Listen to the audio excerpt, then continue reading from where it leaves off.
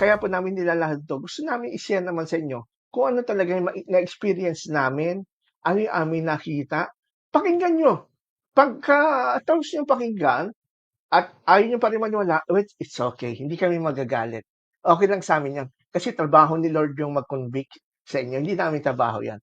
Kami masaya ni Brother Toto na sabihin namin 'to sa inyo. Halimbawa, may mga sinabi ba si Ellen G. White na statement ng salvation tungkol sa kaligtasan na kumukontra sa Bible? Sorry to say, yes, marami po. So pag-uusapan natin 'to isa-isa, Brother Toto. Ito po muna ang statement ni Ellen G. White doon sa publication na Bible Echo na pinublish noong February 8, 1897 sa paragraph 7. Kahit sa Ellen White writings na apps, makikita niyo po yan. At sabi po ni Ellen White dito, those who are teaching this doctrine today have much to say in regard to faith and the righteousness of Christ. But they pervert the truth and make it serve the cause of error. They declare that we have only to believe on Jesus Christ and that faith is all sufficient, and that righteousness of Christ is to be the sinner's credentials. And this imputed righteousness fulfills the law for us, and that we are under no obligation to obey the law of God. This class claims that Christ came to save sinners, and that He has saved them. I am saved, sasabihin pa, I am saved. They will repeat over and over again. But are they saved while transgressing the law of Jehovah? No, for the garments of Christ's righteousness are not a cloak for iniquity. Sa susunod na page, sabi rito, such a teaching is a gross deception, and Christ becomes to these persons a stumbling block as He did to the Jews. And the Jews to the Jews because they would not receive Him as their personal Savior. To these professed believers in Christ, because they separate Christ and the law and regard faith as a substitute for obedience. They separate the Father and the Son, the Savior of the world. Virtually, they teach, both by precept and example, that Christ, by His death, saves men in their transgressions. Yan, Brother Toto. Ang malinaw na pahayag ni Ellen G. White. So, reviewin natin, summarize natin ng konti ito, Brother Toto. Ano ba yung mga napuna mo dito na sinasabi ni Ellen White na essential sa ating pag-uusapan ngayong gabi? Well, sa akin, no, yung aking lang pagkaintindi sa nakasulat, kasi hindi na natin kailangan pa ng interpreter to look into the context, yung konteksto ng sinasabi ni Ellen G. White. Sabi niya na itong mga nagpo-proclaim ito, na mga lahat binanggit niya, ay perverting the truth. Ibig sabihin nun, binabaluktot na yung nang nabanggit dyan na faith is all sufficient. At tinutukoy niya yung those teachings, this doctrine. Itong doctrine ng Reformation, itong ating Sola Fide. Ayan, go ahead. Itong isa-isa, itong mga naka-underline nyo, yan po yung mga sinasabi ni Ellen G. White na pagbabaluktot yan ng katotohanan. So, ibig sabihin nun, sa akin, kung babasahin ko itong nakasulat sa proclamation ni Ellen G. White in writing, sinasabi niya na grace is not sufficient kasi nga faith, right. Di ba? Faith. Kaya malinaw naman sinabi ng ating Panginoon sa pamagitan ni Apostol Pablo na it is by grace we have been saved through faith. So faith yung pinaka kumbaga basis, and then grace is yung source ng ating salvation. Amen. So sabi niya, faith is all sufficient. Di ko lang matanggap itong writing na ito kasi nga ang kabuntot kasi nun, it's pointing yung faith na yun dun sa righteousness ni Christ. That sabi niya nga that the righteousness of Christ is to be the sinner's credentials. So ibig sabihin nun, nagdi-disagree na doon pa lang si Ellen G. White sa kanyang pagsulat tungkol dun sa righteousness by faith. And Yun. di ba, ngayon natutuwa din naman ako kasi nakikinig ako doon sa mga nagse-sermon din ng mga Adventist pastors ng mga bata pa. Lalo na doon sa Grow Community, narinig ko si isang pastor doon, no, hindi ko na babanggitin yung pangalan niya. Ang galing nung kanyang presentation na sabi niya, yun yung righteousness by faith. Yan ang ating pinaka yun yung pinaka-importante sa ating kaligtasan, hindi yung sa ating sariling gawa. So, ang bunga lamang, sabi niya, yung mga mabubuting gawa natin, bunga lamang yan ng ating kaligtasan. So sabi ko, naku, ang ganda naman itong paliwanag nitong pastor na to. And mga young people yung mga kausap niya, kaya Oo natutuwa nga. ako. So, Amen, in, amen. in total, ang comment ko is talagang, as a Christian, knowing righteousness by faith, na-offend po ako dito sa nakasulat. Yeah, totoo yan, Brother Toto, no? Nakaka-offend kasi siguro yung narinig mo na kabataan na nagtuturo ng righteousness by faith ay hindi niya alam yung binasa natin ngayon, hindi siya familiar. Kasi ang nakikita ko dito sa statement ni Ellen G. White sa Bible Echo is nilalabanan niya yung Protestant Reformation na sola fide, faith alone eh. Nilalabanan niya eh. Bakit kamo? Kasi perverting the truth daw eh. They declare, yung mga nagsasabi, that we have only to believe on Jesus Christ and that faith is all sufficient. Eh, di ba yan ang pinangangaral natin na itong nakaraan? Ang kailangan lang natin sumampalataya para tayo maligtas at maging righteous, ma-justified by faith. No? At yun ang magiging susi, yun ang magiging daan para tayo po ay lumago sa pananampalataya. No? Maligtas at ligtas na tayo, nagligtas tayo kasi tayo gumagawa ng mabuti after natin maborn. So, para kasi doon sa ating tinuturo na ngayon na hindi nag-agree si Mrs. White na ginawa na ng Diyos ang paraan kasi mula pa nung kay Adam and Eve hanggang nung time ni Jesus Christ, nakita ng Panginoon at alam naman talaga ng Panginoon na tayong mga nagmarunong na nagsimula na kay Adan. Yun nga nakakain lang tayo nung bunga ng puno ng knowledge of good and evil. So, akala na natin na pwede na tayo maging Diyos. Yung pala yun ay malaking pagkakamali at sa tingin ko, yun nga sa pagkaintindi ko, nagsisi ito si Adan at si Eva kasi natakot sila nung nagpakita ang Panginoon. Kaya sila ay nagtago at nagtakip kasi nalaman din lang nakahubad sila. So mula nung panahon na yun hanggang today, yun pa rin yung fear-driven na emotion ng tao when it comes to yun nga, sa pamumuhay niya. Kaya marami siyang bunga ng sin talaga. Kaya nung dumating ang Panginoong Hesukristo sa tamang panahon, yung takdang panahon, pinaliwanag niya na huwag na kayong matakot.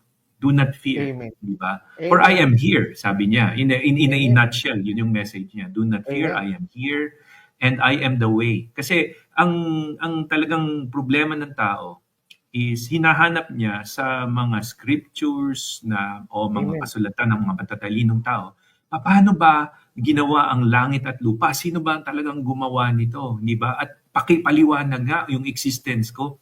Pero kung babasahin natin ang Bible, hindi naman talaga ituturo ng Bible lahat kung ano yung mga scientific explanations kung paano ang ginawa ng langit at lupa.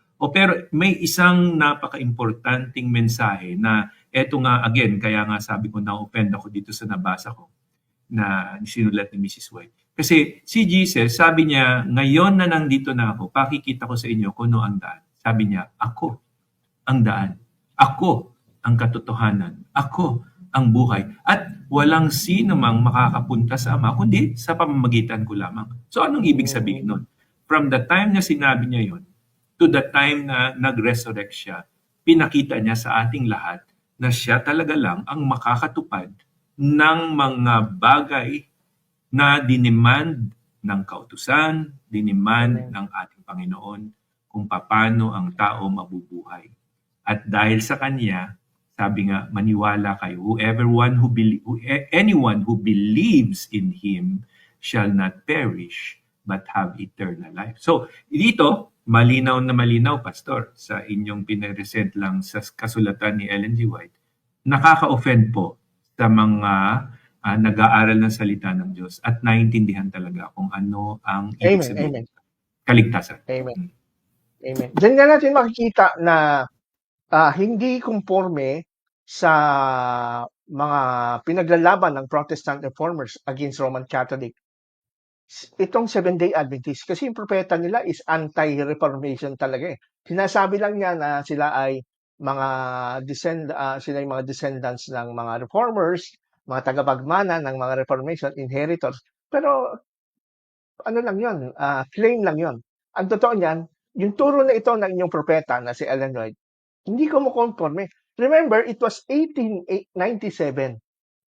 So, ilang years yan, Brother Toto, since 1844 na magkaroon sila ng disappointment? It's more than 50 years.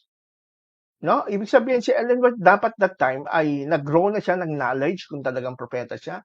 At that time ay nag-mature niya ang kanyang theology kung propeta siya. Nadaanan pa niya yung 1888 Righteousness by Faith by Waggoner and Jones, di ba? 1888 yun.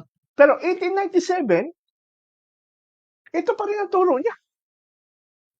Na yung nagsasabi daw na enough na ang belief kay Jesus is all sufficient to be saved, perverting the truth. Pangalawa, righteousness of Christ is to be the sinner's credentials. Kinikredit sa ating righteousness ni Christ by means of that faith. Hindi sila nitiwala. Yun yung turo ni Martin Luther eh. At ang mga Protestant until now. Ito pa. Ito yung tinututulan pa ni Ellen White. And that this imputed righteousness fulfilled the law for us. And that we have no longer obligation to obey the law. And nahit niya yung gusto natin sabihin.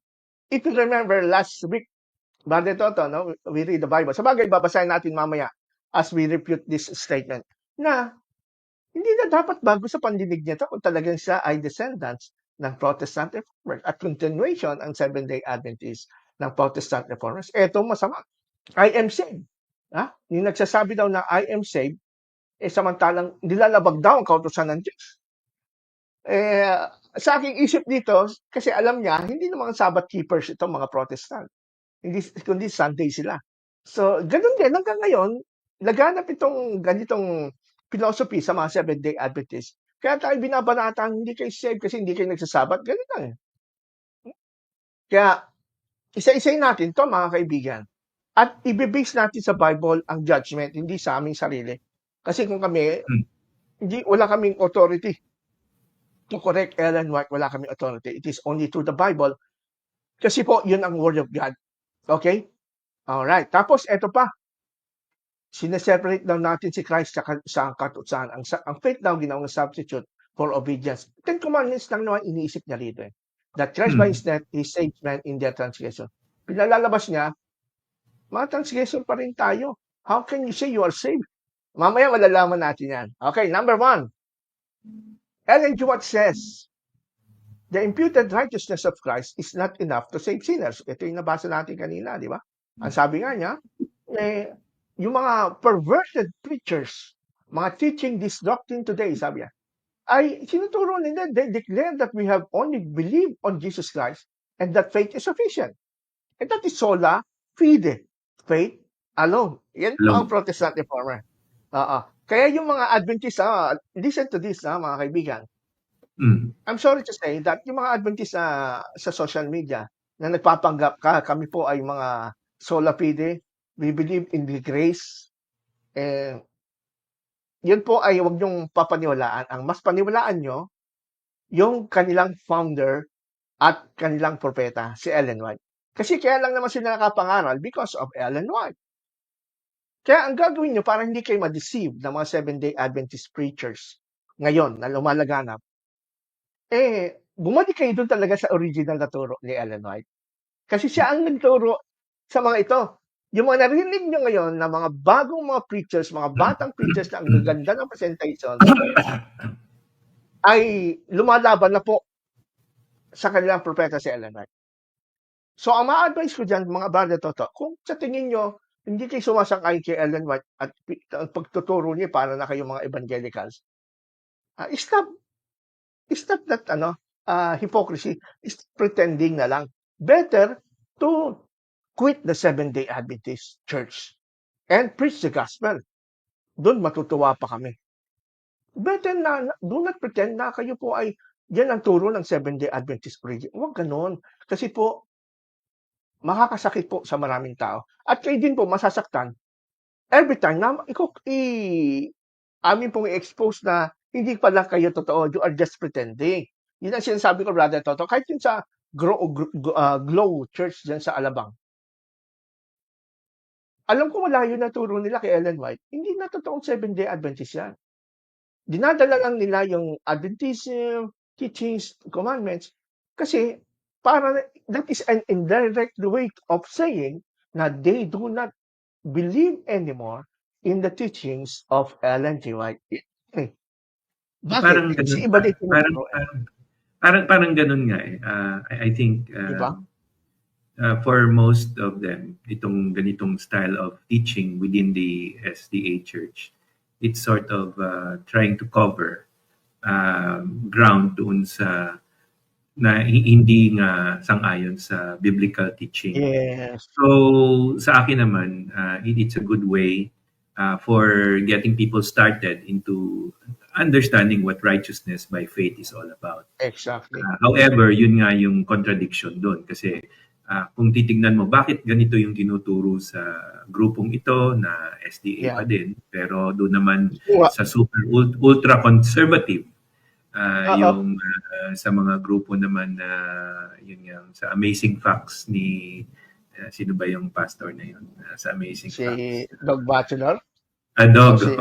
Meron palang meron palang PAFCO dito sa Philippines.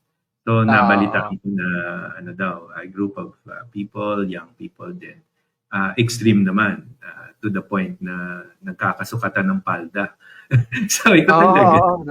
Sinusukat daw yung palda pag sa Sabbath dress.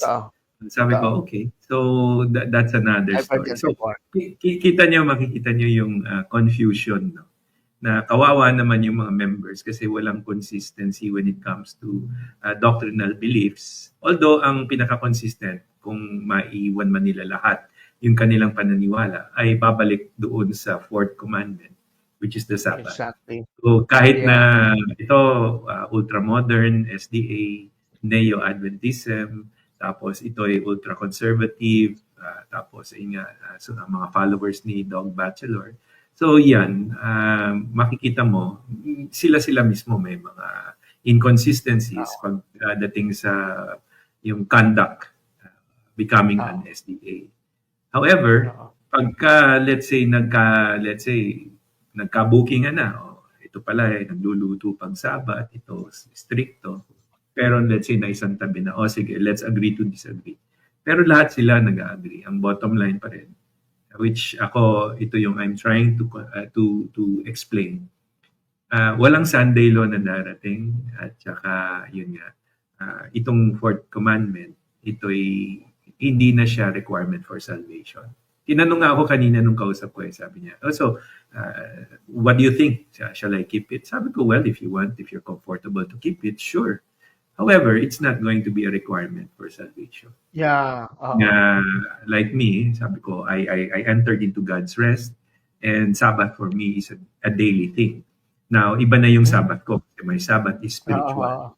Ang end result kasi ng entering into God's rest para sa akin is peace with God. Yung shalom. Amen. And shalom means shalom or peace means in the Hebrew context, completeness. And in my life, naging complete na yun. Alalahanin. Yeah, of course, because in my family, in my friendships, finances, in my faith, and in my fitness, I am complete. Kasi nag-enjoy ako ng buhay ko ngayon. Because sabi ko nga, everything that is part of me and imparted to me belongs to God. And I manage it well. Yun. So yun yung And that is the nakakatuwa. will of God about isa sa atin. Amen. Yan ang will of God. Yes, yes, yes. Yan, Panginoon, yan ang pag naging Christian ka.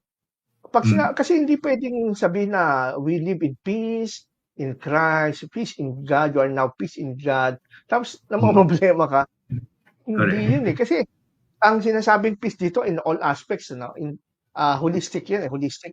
Magiging balance ang buhay natin. Ganyan po kasi ang plan ng Panginoon sa atin. We are created for that purpose, for that reason, to be balanced. Although Completeness ito in yung Christ. na-corrupt somehow ng kasalanan. Pero we know as a Christian na born again ka na, God is working through this mga dumadaan sa ating buhay. Kaya nga, Brother Toto, gusto kong basahin ngayon yung sinasabi ng Bible compared doon sa sinasabi ni Ellen White na walang imputed righteousness of Christ, hindi sapat. Kasi di ba, last time pinag-aralan natin, Christ died on the cross, He take all our sins on the cross. Nagkaroon ng great exchange. Yun namang righteousness na nasa Kanya ay binigay naman sa atin. Kasi nagkaroon ng exchange. So si Jesus Christ, kaya parang naging makasalanan siya, tinuring siyang kasalanan, sabi ng 2 Corinthians 5:21. Tapos pag tayo ay nag-faith kay Jesus, yun naman kanyang righteousness, katapatan niya, ay ituturing naman tayo righteous. Kaya paano sasabihin ni Ellen White na yung imputed righteousness ni Christ hindi enough for sinners? No? Paano mo sinabi na hindi enough yung kanyang ginawa sa cross? Ito ang sabi ng Bible, sa Romans 5:10-11. For if, when we were enemies, we were reconciled to God by the death of His Son. Dito mo makikita na enough eh. Kasi habang tayo kalaban ng Diyos, yung bisa na kamatay ni Kristo para sa atin. Kung susundin natin yung philosophy ni Ellen White, lumalabas nito, dapat muna bago isugo ng Diyos ang kanyang anak at mamatay para sa ating kasalanan, kailangan muna magpakabanal muna tayo. Kailangan muna matuwid muna tayo, commandment keeper tayo. Ganun na lumalabas kay Ellen White. Pero sabi nga dito, habang tayo enemies, we were reconciled to God by the death of His Son. Yeah? Much more, being reconciled, we shall be saved by His life. Paano tayo naliligtas? Hindi sa ating life. Hindi tayo nasisave sa ating life o ating performance. We are saved by His life. At ito pa, and not only so, but we also joy in God through our Lord Jesus Christ, by whom we have now received the atonement. Bakit ang mga Kristiyano ay nasasabi natin na we have now, ngayon meron tayong joy, meron tayong peace, kasi merong naganap na reconciliation. And it happened on the cross 2,000 years ago. How did that happen? Kasi nga, hindi natin mabayaran yung kasalanan natin. In fact, we are condemned to hell. But because God loved us, sinugo niya yung anak niya si Jesus para magkaroon ng reconciliation. And that is the only means of reconciliation.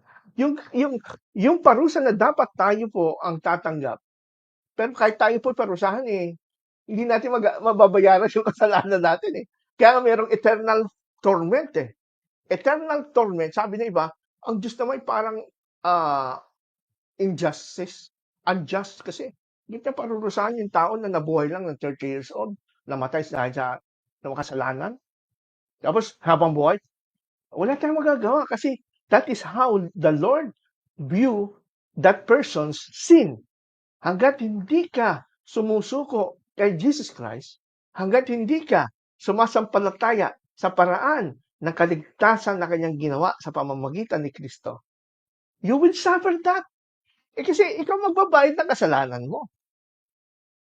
Pero mabuti na lang, namatay si Jesus, nagbayad ng kasalanan natin. Kasi kung tayo magbabayad, there's no chance for us to be resurrected. Eternally, we are dead. We dead eternally tayo. That's why there is an eternal conscious torment in hell. Tama. Ayaw nga ng Diyos na mapunta tayo doon. Actually, sabi nga, Brother Toto, yung sa Matthew 25:41, ang impyerno, ginawa lang niya sa demonyo at sa kanyang kay Satanas eh. Amen. Di Amen. ba? Oh. Hindi tayo, we are not destined. Ang para yan. destiny ng mga born again people, yung mga who put their faith in Christ, is Amen. into the kingdom of the Father. Kaya nga, ang sabi ni Jesus Christ is, seek ye first the kingdom of God and His Kingdom of righteousness, God. and all these things shall be added unto you. Now, doon nakita ko yung tinuturo ni Jesus Christ of completeness, kasi pag hinanap nga naman ang kaharian ng Diyos na matatagpuan lang kay Kristo Jesus, ay sa bawat lugar ng iyong buhay. Yun nga nabanggit ko kanina, yung faith, family, friendship, fitness, at saka finances. Kino-complete ni Christ yun. Kasi Amen. nagiging Lord over all na siya of your life. Amen. Yan yung nakasulat Mahalaga. dyan. Yung death of His Son, again, it reveals to us yung payment ng ating utang. Kasi the wages of sin is death. Now, being reconciled, ito naman yung na pinapaliwanag ni Apostol Pablo, na hindi naman ang tao ang gumawa ng paraan para Yeah, bumalik. exactly, yes. Ang Diyos ang gumawa ng paraan para Mhm. maintindihan natin paano bumalik sa Diyos. At mula doon sa Old Testament nga, nakikita natin kay Adam, tapos doon nga sa mga anak niya, at pagdating kay Abraham, pagdating kay David, pagdating kay Moises, kay Joshua, pagpasok ng Israelitas, hanggang kay Kristo. Ito po, ayun yung Yes. kwento na pagka ating binasa at inintindi talaga. Makikita natin yung ang hirap pala kung tayo ang gumawa ng paraan para ma-reconcile. Kaya nga, we shall be saved by His life.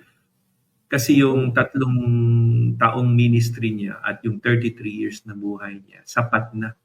Kasi wala siyang kasalanan. And dito ngayon, ang ganda kasi yung dulo, now receive the atonement. Di ba? So, ibig sabihin nun, ang righteousness ay isang bagay na hindi natin ma-achieve. Amen. It can only be received. Yan po. At ayun nga, kaya nga, mga kaibigan, red flag po yung sinabi ni Ellen White, na sabi niya, yung mga born again daw, tinutukoy niya dito yung mga evangelicals perversion of the gospel, yung dinideclare daw natin na kailangan lang natin sumampalataya kay Jesus at ang faith natin sufficient. Doon nga sa faith natin na reconcile tayo sa anak ng Diyos eh. Hindi pa ba sufficient yun, Brother Toto, na nagkaroon ng reconciliation by means of the death of the Son of God sa cross? At alam mo, ang bunga ng reconciliation na yun, sabi nga dito sa 2 Corinthians 5:21, for our sake, He made Him to be sin, who knew no sin, so that with Him we might become the righteousness of God.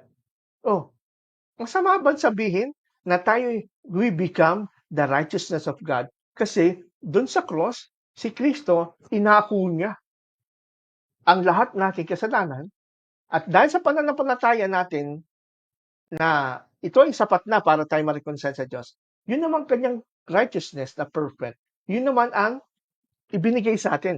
Kung mag-exchange, ibinigay natin ang ating kasalanan, yung kanyang katwiran naman ay binigay sa atin so that we might become the righteousness of God. Yan yung sinasabing reconciliation. Hindi lang nagkabati ang magkaaway. Ganun ang alaw natin, reconciliation, nagkabati ang magkaaway. Hindi lang. Kaya nga dalawang bonus natin na Brother Toto pagka nag-trust tayo kay Jesus Christ who died for our sins. Pag sinabi natin dalawang bonus yan kasi hindi lang niya dinala ang ating kasalanan sa cross. Hindi lang tayo pinatawad. Ang tawag doon, forgiveness of sin lang yon. Pero ang tinatawag na righteousness of God, hindi lang nauuwi, hindi lang nalimitado sa forgiveness of sins. Kasi pwede nga i-forgive ng sins eh. Pagtapos nun, di mag-work out ka ulit. Then, pag nagkasala, forgive ka ulit. Hindi. Ang bonus dyan, hindi ka lang pinatawad, ginawa ka pang righteous. Banal. Bakit nagagalit si Ellen White John? Bakit Doon ako nagtataka, Brother Toto, ba't siya nagagalit doon? No? Nung sabihin na, sabi niya, perversion daw ng truth yun, na, nag-declare ng isa na maniwala kay Jesus. Eh di ba yun yung sinasabi sa John 3:16?